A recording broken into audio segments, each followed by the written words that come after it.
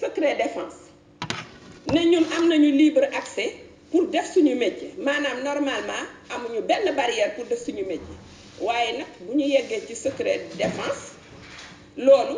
bu keroogee ñun dootuñu mën a avancer xam nga secret défense il faut ñu d'accord ci pour man information sensible ba ñu génne woon ci palanteer bi depuis le temps de Abdou Diouf moom la ñu dugalaat ci bunt bi ak lu ñuy wax noonu secret défense parce que secret défense aussi il faut ñu d'accord ci jusqu'où déjà notion de secret défense c'est quoi secret défense lan la fu mu commencé ak fu mu yem xam nga yooyu tamit c'est assez flou léegi lu ñu dese li olof yi di wax bu ndox tuuroo an bàq moo des peut-être kay xanaa fi mu nekk nii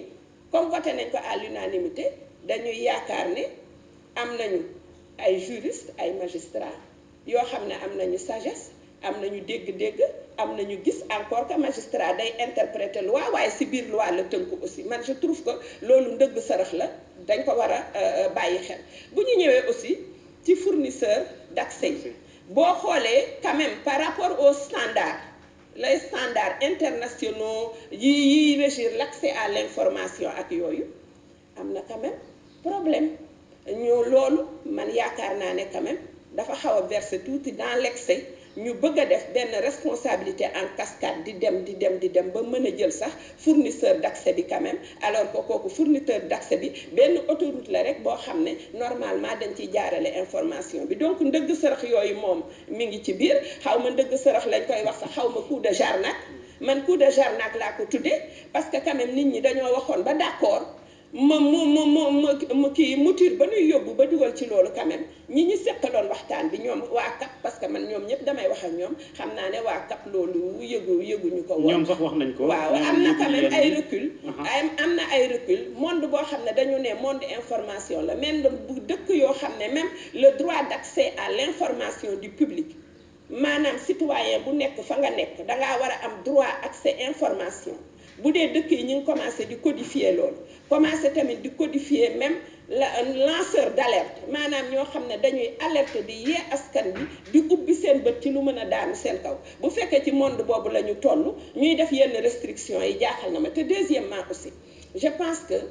bu ñuy légiférer aussi dañuy légiférer pour des personnes responsables li ma gëm métier bi am na ay rëq-rëq kenn mënu ko wet mais li ma gëm aussi mooy ne journalistes yi tamit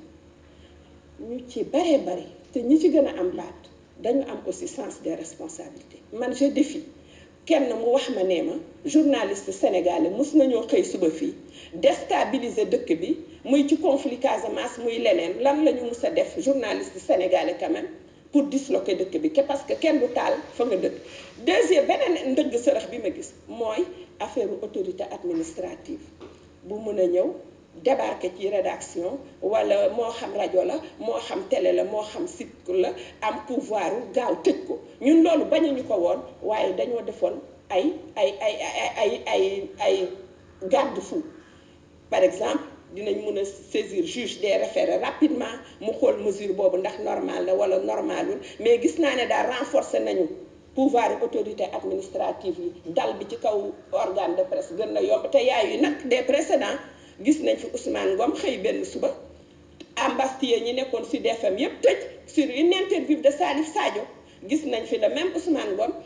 ma génne ma Sophie Malibo mani militaire yi pour des affaires également d'interview sur le conflit Casamance. ma ragal ne dérive yooyu bu ñu moytuwul mën na dellu si. jatu code bi c'est vrai que dafay assainir métier beeg ni ñu ciy duggee wàllum environnement beeg yëpp mais li gën a am solo mooy lan lay soppi ci nekk ñu taskatu xibaar yi ndaxte xam nañ tamit jafe-jafe ñu ngi koy dund surtout wàllum payoor ak yu ni mel ci wàllu koom gi wàllum poste journaliste yi lan la code bu bees bi lan la mën a indi lan la mën a jural. Ndiogou dama ne woon tey bu soobee yàlla du ma tëdd te gisuma sama xarit sama rakk Ibrahima Khalil Ndiaye pour ñu wax parce que nag fonds d'appui à l'entreprise de presse maanaam code bu bees bi dafa am benn fonds boo xam ne dañ ko nar a teg pour muy jàppale entreprise de presse yi seen toogaay gën a rafet ñun SYNPICS bi ñu waxee fonds boobu patronat gën ko porter ñun dañ leen ne d'accord nañ ci fonds bi waaye li tax ñu d'accord ci mooy ne les conditions d'éligibilité au fonds maanaam xaalis boobu pour nga mën ci jot dafa am yu leer looy teg ci table bi mooy ne yaa ngi fay salaire convention collective bi yaa ngi versé même convention ba soo war nañ ko xoolaat parce que dinaa si convention ñëw boo xam ne ay 87 dinaa ak si yooyu ñëw ak 2017 war nañ ko dinaa si xoolaat. ñëw njóogu da nga war a fay salaire convention collective bi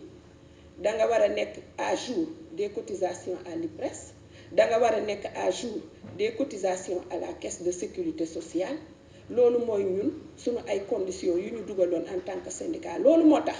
yeewu dafa jot parce que ñun ba ñuy def loolu defuñu ko ci convention boo xam ne mi ngi bëgg a am fanweeri at et que li ñuy fayatul sax appartement bu baax bañ koy def fekk na man secrétaire général du SYNPICS à l'époque ak sama bureau ñoom Daouda Diouf ñu ngi may dégg dénoncé nañu bu yàgg convention de collectif bi dénoncé nañ ko bu yàgg man bi may jóge SYNPICS l'arrêté de négociation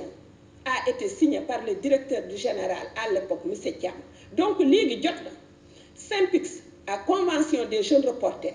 ñu takku bu baax pour que convention bi ñuy mentionné ci code de la presse bu bees bi bañ a nekk convention bi le passé te maa ngi lancé appel tamit ministre du travail. ci wàllu woowu sax jattu xam naa li ñu dese bëriwul code bu bees am na waaye problème bi mooy naka lañ koy appliquer ndax ñi ne ci kër yi aussi am na yenn saa yi ay subterfuge yu ñuy utiliser te ba bañ a samonteeg li ne ci biir. waaw loolu gis nañ ne par exemple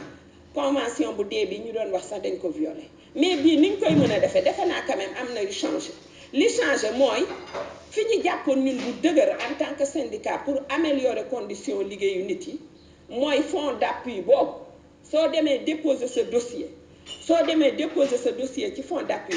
il faut nga wane ne yaa ngi fay salaire convention collective sinon c'est un motif de rejet. loolu moo tax ma ne dañu war a gaaw ñu discuter convention collective bu bees bi yokk salaire xam naa waxtaan daañu ko wéyal jërëjëf Diatou jërëjëf ni nga